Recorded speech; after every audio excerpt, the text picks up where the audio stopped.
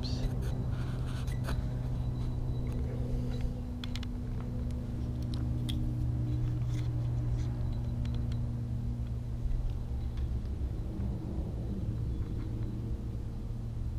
Hello YouTube! So I just recorded half a video in camera mode, and as you can about imagine, that didn't turn out very well. Alright, so let's try this again, which is good because I probably needed to rehearse what I was going to talk about.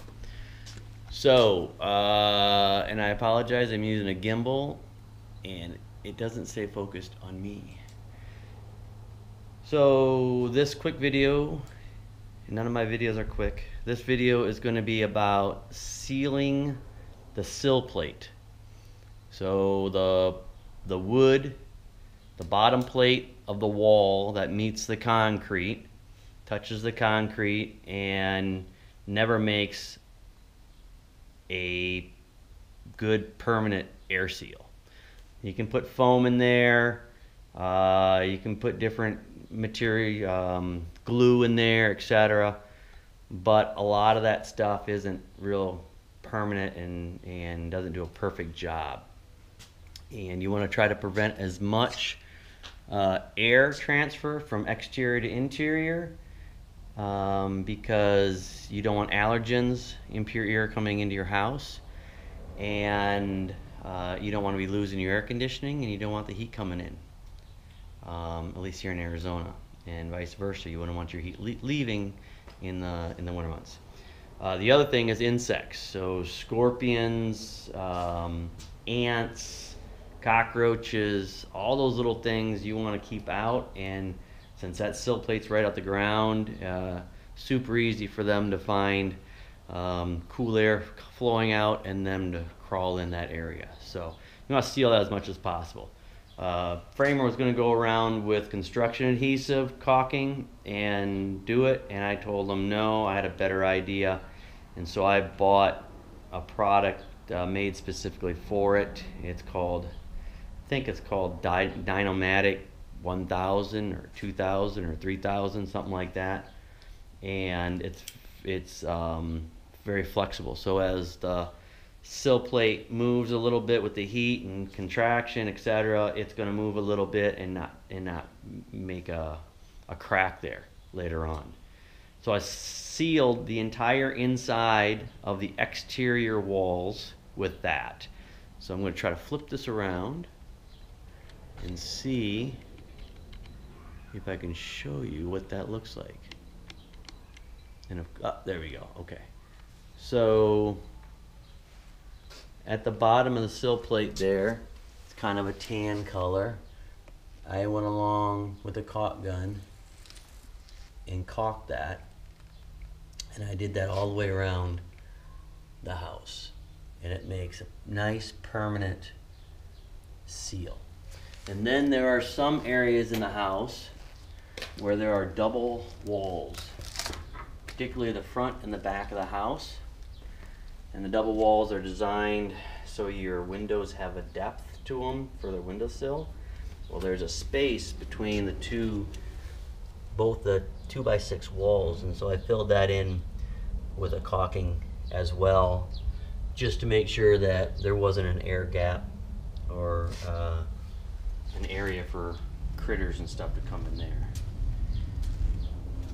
And then on the exterior of the wall, where the walls meet the concrete, I did this tape called Wiglove by Siga, and this stuff is amazingly sticky. So you just go over top of that crack. You know, there's a big gap, not a gap, but there's a space where those walls meet, and you tape that up all the way around the house. Oops, sorry. There you go. All the way around the house, you tape that. And then your stucco and your weep screen will cover that so you don't see it. But you go around and tape that entire thing. My next step then is to go and find cracks or gaps between the plywood.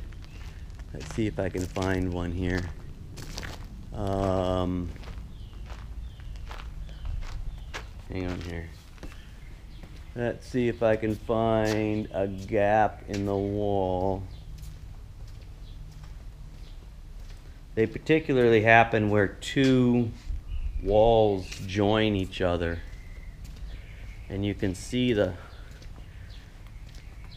air from outside. All the walls are going to have spray foam in, so it's going to cover a lot of that. But where two 2x6s come together, you're going to get a gap, and you're not going to get spray foam inside there. Let's see, I think. See, now I can't find one. In the RV garage, I know there's one. Oh, here we go. All right, good example. So if I can get it on camera here, right? Oh, come on.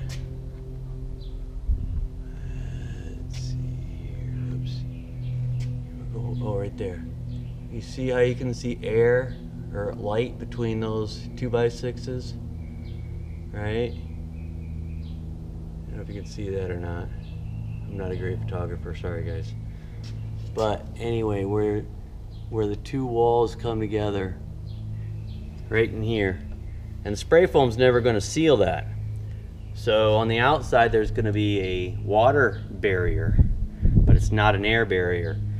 And so you're going to end up losing a lot of air there, especially, yeah, even after drywall, there's going to be air transfer there. So you want to seal that up as best you can. And so the tape is going to go on the exterior, and we'll end up sealing all those spaces in the walls. So it's just a matter of going around and finding the gaps and sealing them. It's not something that you have to do by any means. It's just something that if this is going to be your forever home, you want your energy bills to be as low as possible.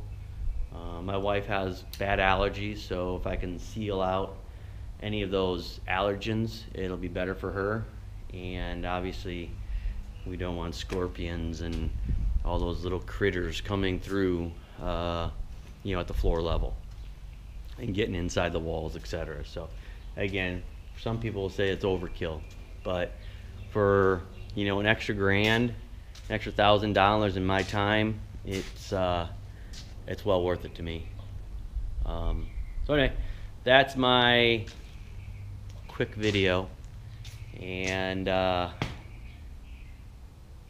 that's it. See ya.